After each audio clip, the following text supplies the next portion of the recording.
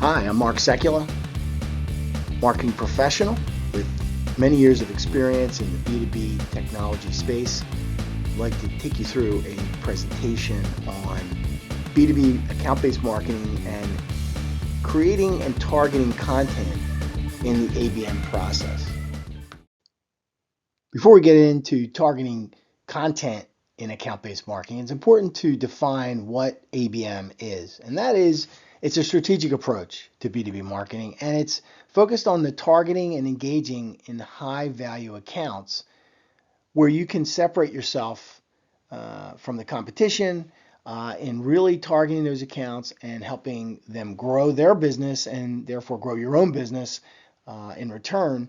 And it's not a generic approach where you're targeting the audience the same way, but you're really looking at those specific accounts where you have the biggest opportunity or largest opportunity to succeed, and creating and targeting compelling content is essential. It's the most important thing that you can do to engage and convert those high value accounts. And we need to talk about the best steps to take to create this effective and personalized content that you can leverage in your account-based marketing to bring those accounts over to your company. And that's what we're going to do in the next slide.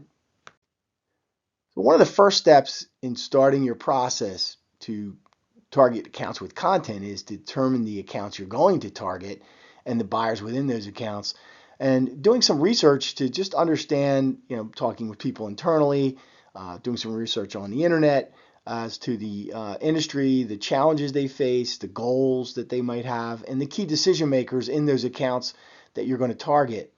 And it's key to understand the pain points and the specific needs of the industry relative to your products and services. Once you've done that, you need to segment your audience. So you may have multiple industries you're going after. So putting those accounts in the industries that you're going to target, maybe by company size, if it makes sense, their geographic location, if it makes sense, and maybe even the buying stage, which we'll talk about further, and then creating buyer personas for each of the segments and to guide your content creation, because once you have the buyer personas, then you can better target the content to what they care about and what their pain points are. So getting into the buyer's journey, it goes from awareness to consideration and decision. Depending on where the company is and the individuals in those companies that you're targeting, they may be in awareness, the consideration, or the decision phase. And you want to create the content that aligns with each stage of the journey.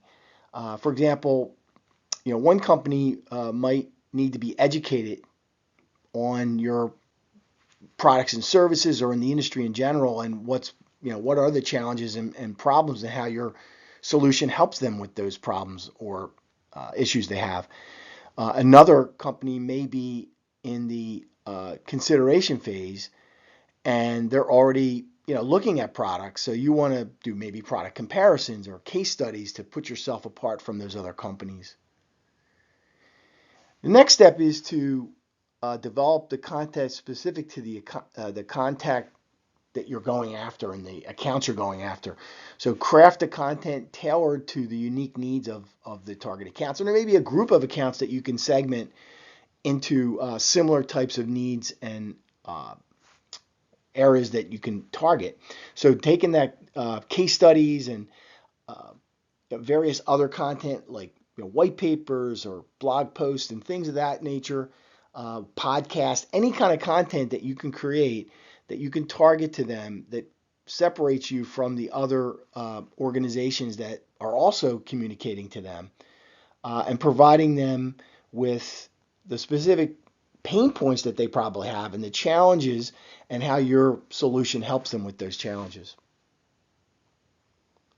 And you need to customize the messaging. Personalize the content to resonate with each segment. So use specific industry terminology, references to their specific challenges, and the solutions tailored to their needs. So it kind of goes without saying, but it's important to do that because when you're getting communications from many people through email communications on the web and various other areas where they're searching, you want it to be specific to what they're looking for. And you need to create account-specific landing pages as one aspect of this, messaging and putting it out there in a way that is going to draw their attention to what you have to offer. Landing pages for each target account, for example, might be something you do, and customizing it with messaging for their industry, as we mentioned. And dynamic content would be an idea. Creating great showcase relevant content that would help them in their market. And leverage your stories. You have customers that have leveraged your solutions. It could be a video testimonial or a case study or some kind of way to differentiate yourself, to put yourself ahead of the competition, and make yourself stand out would be an important thing to do. And interactive content, making it, for example, you can give assessments or calculators and things like that, or maybe put together a survey, getting information from them, and then saying that you're going to put out a survey that you're going to provide to them after the fact with all the results, so that they understand that you're really interested in their particular industry and that you're focused on their industry. Another thing you can do is put together infographics, a very simplistic way to put together some of the key elements of the challenges they face and the solutions that you provide in a very graphical way.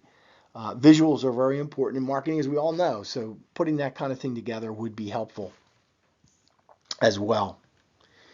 Video content, again, a visual format to your information, and that includes webinars and putting together live webinars and workshops and leveraging the recordings of those webinars and maybe parts of those recordings of the webinars to communicate specific aspects of the pain points they face and the challenges and how you solve those challenges with your products and services.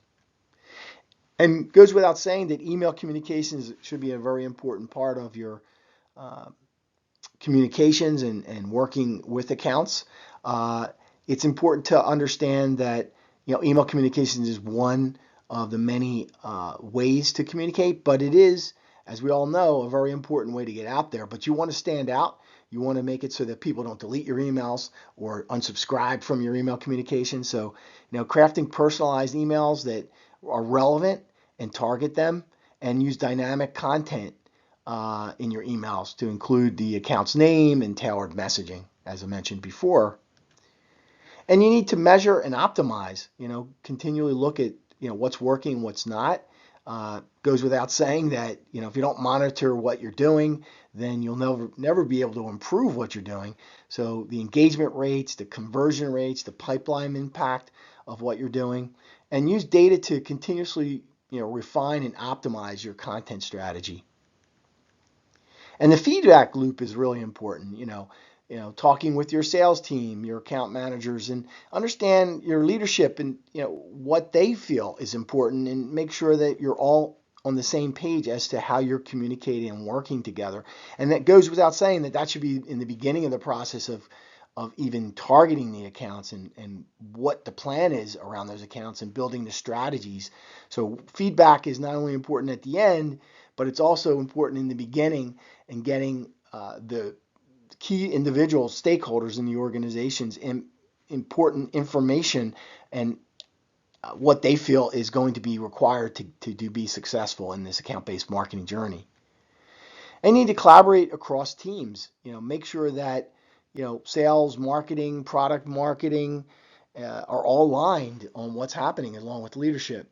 The sales team can provide the most valuable insights to accounts that I've found in all of my career, because they work with these accounts and they understand what the pain points are, what the specific account situation is. So maybe targeting even closer to what that specific account's needs are, or requirements or challenges. And A/B testing is another important thing. Being able to experiment, doing A/B testing, for example, with email, sending out, two to a smaller group of contacts one communication, and then to another smaller group another communication, to see which one does better based on changing the subject line, changing the content in the email.